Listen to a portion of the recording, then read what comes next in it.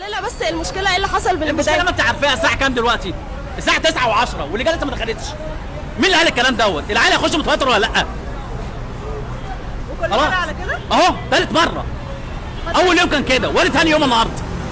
وعربي النهارده 3 ساعات، 3 ساعات لما يخصم منهم ربع ساعه لحد دلوقتي لسه ما دخلوش العيال لحد دلوقتي. ازاي يعني الكلام ده؟ وبيعوضوا لهم الوقت اللي هم يعوض؟ ما حدش هيعوض حاجه. مين اللي هيعوض حاجه؟ هو بعد الوقت هيستناه؟ عن مشكله اللجان وفتح ابواب اللجان. هو المفروض النهارده ماده اساسيه، يعني المفروض كانوا يدخلوهم قبل ميعادهم بشويه، مدخلينهم الساعه 9 و10 دخلوا الامتحان.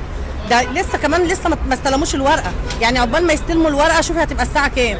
طب ما حرام دوت، ما هو ده من وقت عيالنا، ما هو الوقت مش هيكفيهم. وبعدين يعني العيل اصلا متوتر لوحده، اما يطلع الامتحان عقبال ما يقعد تجي له الورقه والتوتر. وطبعا اصلا قبل الوقت ما بيخلص بيقعدوا بقى يفكروهم كل شويه الساعه كذا الساعه كذا عشان خاطر الامتحان، بيفكروهم بالميعاد.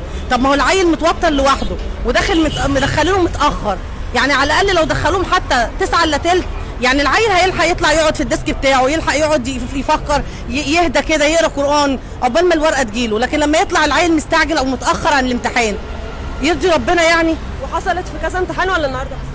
لا هو النهارده بس، الامتحانات اللي فاتت مش متضافه على المجموع، فهم بالعكس كمان يعني كانوا مخلين اللجان كويسه. بس النهارده بقى ربنا يسترها معاهم، ربنا معاهم يا رب.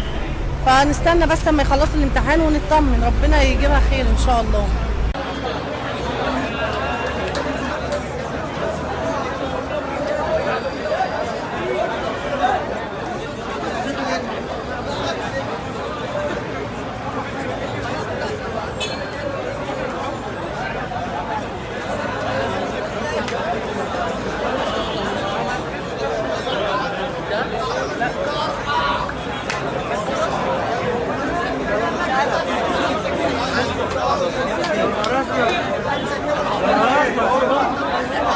ده انتوا لايف على التلفزيون يا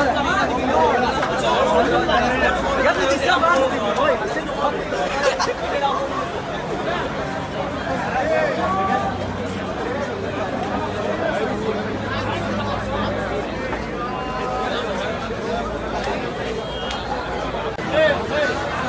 يلا يا رجاله. ايوه اخويا لسه ما فتحتش الباب.